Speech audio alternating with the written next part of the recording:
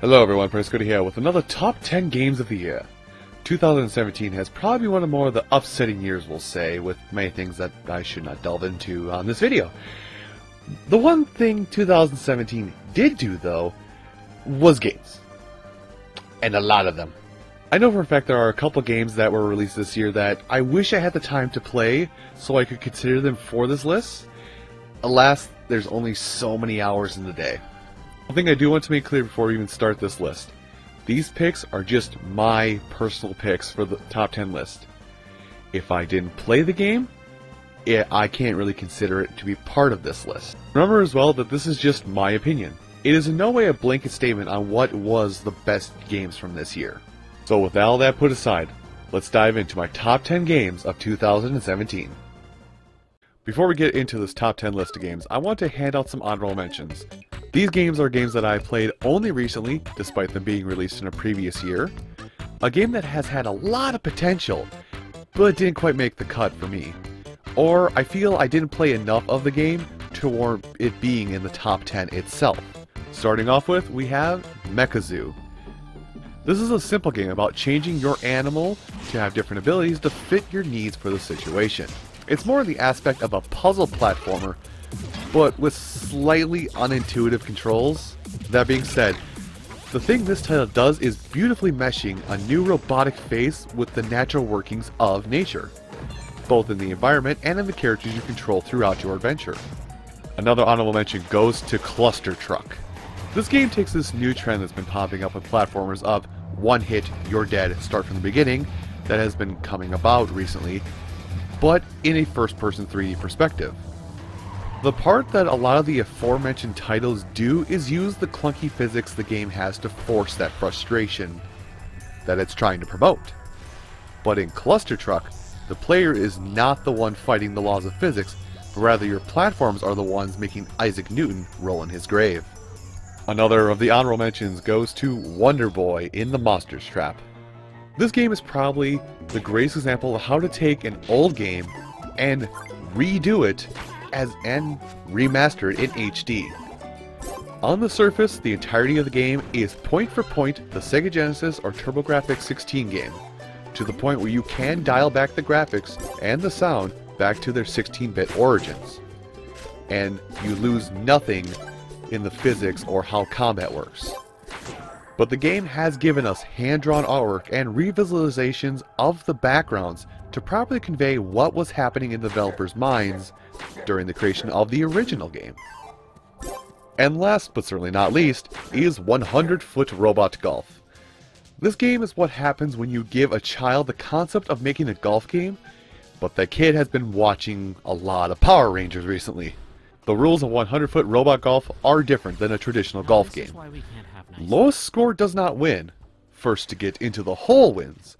Though if you wish to change it back to normal lowest score wins, you can do that at your leisure. Smash buildings, body block other players' shots, and generally just be a clunky robot in a confined playing area. The accompaniment by the McElroy brothers from My Brother and Brother and Me as the commentators helps sell this game too, as these wonderfully comedic men help emphasize the ridiculousness of this game, while still being extremely monotone like a standard golf announcer. And now with the honorable mentions handled, let's get into the actual top 10 games from this year. Number 10. Number 10's list goes to Puyo Puyo Tetris. Before we dive into my reasons as to why this is on my list, a small explanation for the unaware to what Puyo Puyo is. See, a lot of us here in America love Tetris. Well, Tetris to us is Puyo Puyo for most people in the land of the rising sun. We have had tastes of Puyo Puyo here in America, most notably with Kirby's Avalanche and Dr. Robotnik's Mean Bean Machine. But most people have passed it up in favor of the various versions of Tetris. Me, myself, I have had extremely limited exposure to Puyo Puyo before this game came out. And most of that exposure coming from the 2 hours of Mean Bean Machine I played before I went, "This game's dumb. Why is this even on the Sonic Mega Collection?" Fast forward, present day, where these two puzzle game titans coming together is one of the best things that could have happened to the puzzle game genre. The whole concept behind Puyo Puyo Tetris is a strict versus playstyle. playing one of the two types of games against a friend or CPU. Or you can play some of the modes where the two types of puzzle game intertwine in some way. You can play for fun with friends, or if you feel like you are skilled, you can climb a ranked ladder and become the best in your community, your state, and even your country and the world. The charm in this game for me comes from the fact that its competitive setting plays off of the numerous hours of Tetris DS I have clocked in.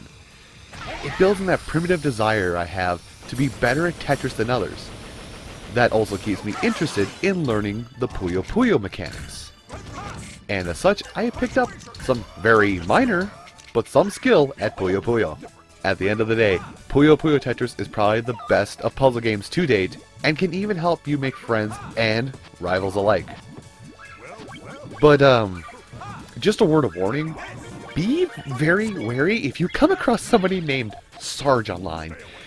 This man shows no mercy. Number 9. Here's the thing. Everyone wants to be the hero. Save the girl, get the key to the city, win the hearts of the people. Bah, fool's gold to me. They never tell you this. And for good reason too, because I hate competition. But it's good to be bad. My number 9 pick is Nefarious. Nefarious is a game where you are the bad guy. You break into a noble cityscape, you steal the ruler, and you make your getaway. The game moves in stages that, though has the same beginning, culminates in a unique middle and ending. Each stage starts off with you entering the city, as I mentioned, by you being a complete nuisance to the populace and their buildings. You know, general bad guy affair. After learning the stage and its gimmicks and all that junk, you encounter the princess, or other figure of ruler in that place. This is where every stage starts being different. Each princess has a different set of characteristics that influence how you have to behave with the game's physics. A prime example I can give of this is how the insect princess, which is effectively a bee, makes you jump really, really high because, well, she flies. Then, at the end, you encounter the hero. This twerp intends to take back the princess and hog all the glory. But you and your robot of destruction have other plans. This is the equivalent of getting to be Dr. Robotnik in an old Sonic game, and then taking control of Dr. Robotnik's mech for each boss fight. And yes, at the end of each stage, each mech you control is different with its own set of rules. This game is always giving you something new to try and something new to experience, but always keeps a base set of rules so you are never alienated from what the game wants of you. Number 8. My number 8 pick goes to A Hat in Time. A Hat in Time is a love project that started as a Kickstarter during the major Kickstarter craze back a few years ago. With a lot of Kickstarter titles, this game was strung out for quite a few years. You know, plagued by various delays for one reason or another. But eventually, this promised game that is a love letter to everything platformer, and to a lesser extent to the GameCube era platformers, came to life. From the cast of characters you can see dancing on the title screen, you can tell that there was a lot of time spent into making those same characters clever and very expressive, despite what the still faces may tell you during cutscenes or spoken dialogue bit. But those voices do match their quirkiness. A Hat in Time is a great mix of driven platforming with explorative aspects. For most stages, you can go to Act 1 and explore everything you can see, even stages that are set up for other acts. Although some parts of those locations might be hard to go through without their unique level gimmicks. But this exploration is necessary to find special challenge levels that remind me of the Floodless levels from Super Mario Sunshine. Speaking of those level gimmicks, every level, or act, has a slightly different gameplay style. I haven't seen them all quite yet, but it can vary from chasing down the Mafia as in Alien, sneaking around a film set, or just normal, plain-as-day platforming. A Hat in Time helps us remember everything that is great in platforming, while applying its own clever touches and stylish approaches to the platforming tropes. Wait, we can make it so the Mafia never arrived on the island! Wait, even better! We could be crime-fighting time travelers! Number 7. Gadzooks, at the 7th position is Cuphead, along with his pal Mugman. Cuphead was a game we all saw for many years. We yearned for it. But the development studio kept having setbacks and issues getting the game out to us. Despite that, the team kept working, toiling day and night, year after year, to make sure we got their envision of a playable 1930s cartoon. Even mortgaging their house to hold on to what funds they had left. And in the later half of this year, we finally got Cuphead. As I mentioned before, Cuphead is a perfect recreation of the Merry Melody style of cartoons. Only old people like me would remember. And yes, I just call myself old. Oh, I don't care. If liking Bubsy and Mugsy is a crime, then guilty as charged. Gameplay-wise, this game harkens back to, well, older games as well, with its Contra-esque controls, expectations to dodge everything coming at you, and to adapt to boss patterns. And even though it is frustratingly difficult, each death mostly feels like it is your fault. And every victory is even that much more satisfying when you do beat a boss or a run and gun segment. Especially if you do it at the last possible millisecond. HP check. I think you do get super, but not as much.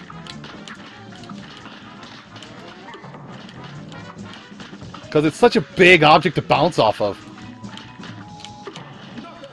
Oh, I got her! Last possible hit, I got her. Holy cow. Cuphead is the type of game that will reward you for your dedication to being better and bettering yourself as you beat it. Adapt and react to get your soul back. I'm the gamest in the land. I never play nice. I'm the devil's right-hand man. Number 6. My number 6 pick is Mario and Rabbids Kingdom Battle. Kingdom Battle is something of an oddity on all fronts. Its main feature, besides the Mario universe, are the Rabbids. You know, the things that ran Rayman out of a gaming icon position for the better part of 10 years? Yeah, they're here, but somehow they aren't overly annoying.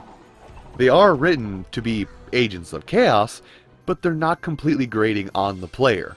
This game is not something headed by Nintendo though, but rather a designer who had a dream of making a tactical RPG with Mario, presenting it to Nintendo and receiving the feedback of not only overwhelming support from the company, but also from players. And for myself, it's an oddity that I couldn't really get myself. I despise turn-based strategy, ever since I bombed halfway through Fire Emblem 7, or the first one we got here in America on the Game Boy Advance. But something about this game had me overlook my displeasure for the genre. Maybe it's the fact that there's no stats to balance out or min-max, or to make the elite team out of.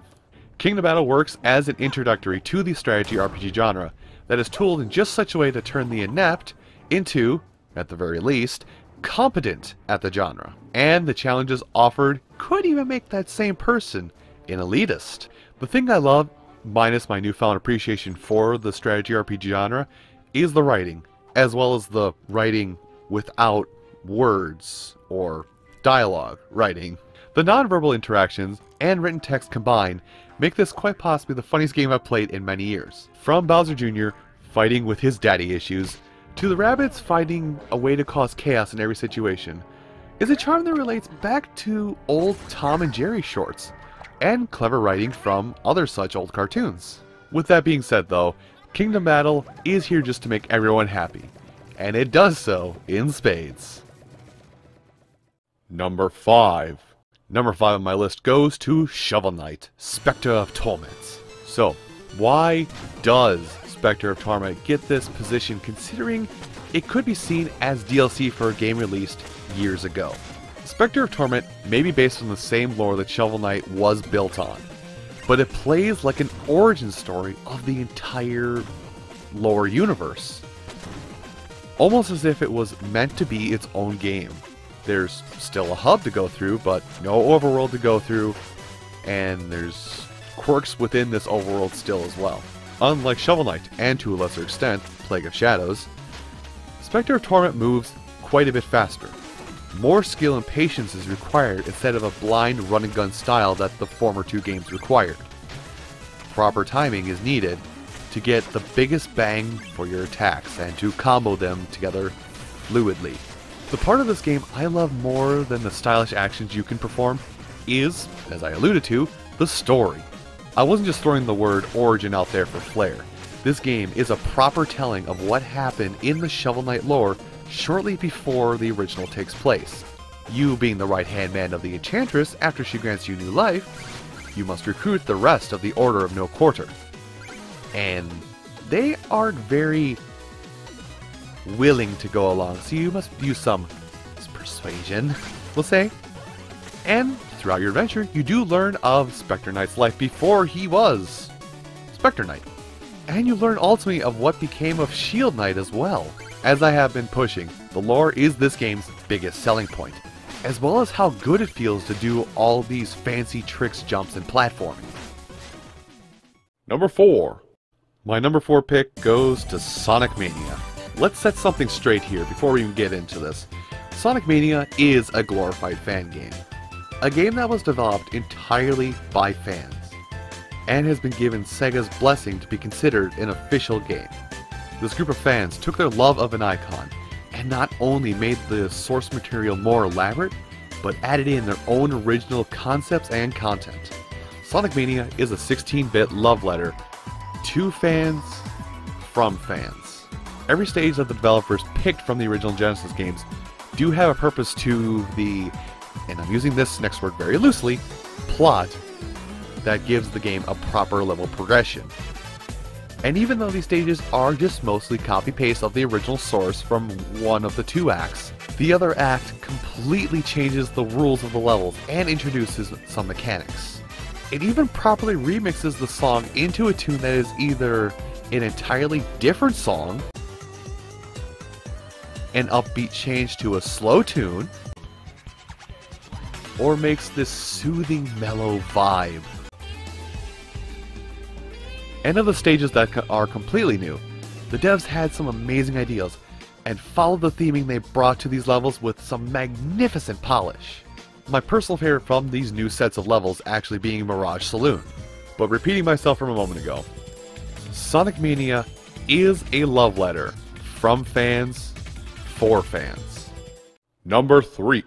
Back in 2015, Nintendo gave us a brand new IP that took the world by storm. A game about squids and competing to make the biggest mess, with a focus on online multiplayer, something everyone thought Nintendo was incapable of. 2 years later, we got the sequel, Splatoon 2.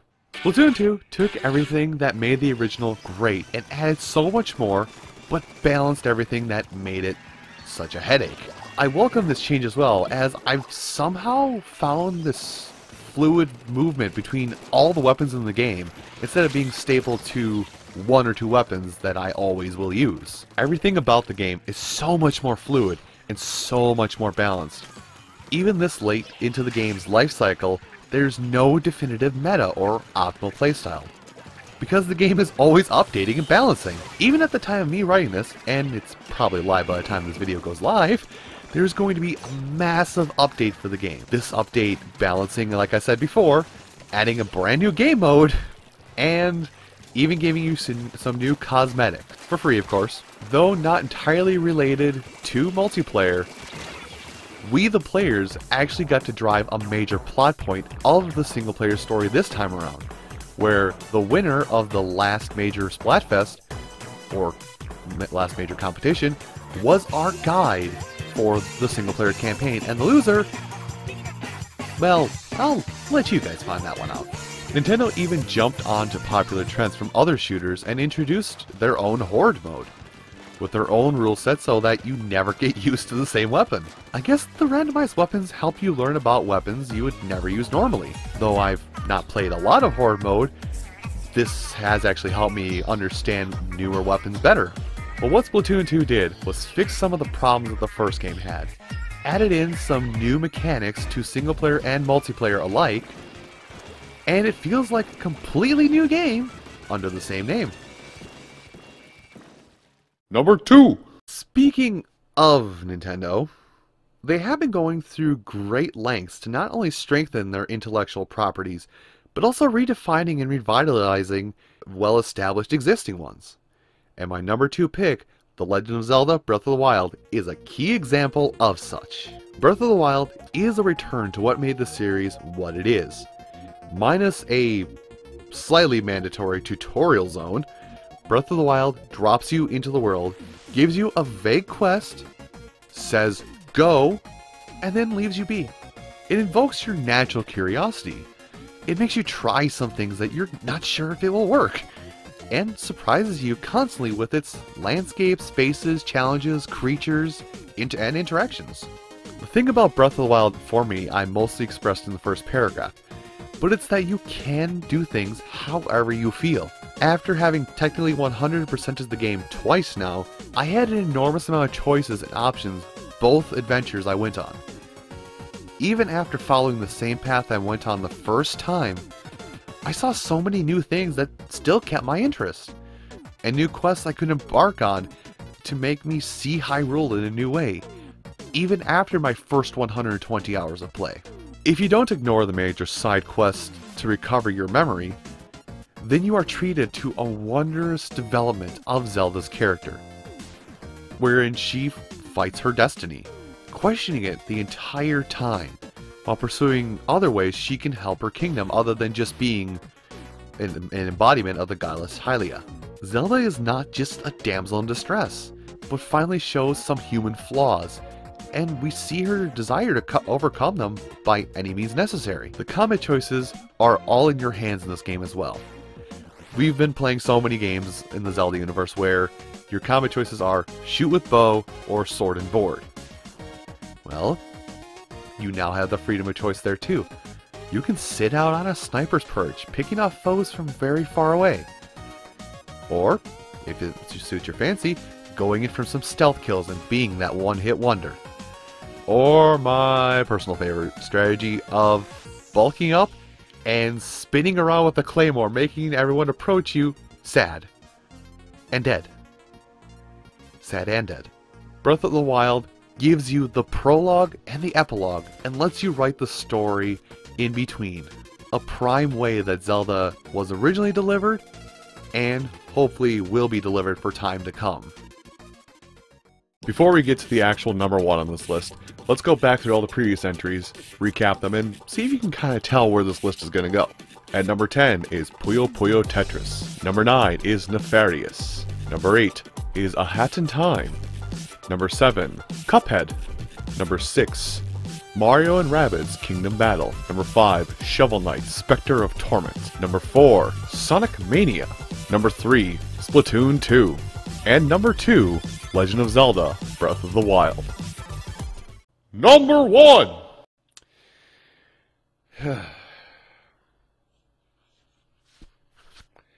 Here we go! Super Mario Odyssey may be the perfect game, though in a realism standpoint, there actually is not a perfect game ever, but it's a prime example of a game that comes really, really damn close. Odyssey is something fans have missed in a Mario game, in that they can tackle any challenge, at any time, and in whatever capacity they feel they can handle it. The game will give you the tools you need to access that one secret moon, or point of interest. But it does not put up a barrier that stops you unless you are using a specific tool. There might be a motor scooter right there, but if you think you can go across without it, just go for it. Odyssey also has these fairly large landscapes that are absolutely breathtaking, and somehow they have jam-packed 50 to 120 moons in each and every single one of them. With the colorful landscapes, even for some more washed out areas like a snow area, nothing is short of beautiful. And the denizens of each place, good or evil, are just well made, and some of them even adorable. No Mario game is complete without reminding us of the past though, but all these nods to the past are not missed to the careful eye. Even ones that I missed personally that the internet discovered are joys to realize.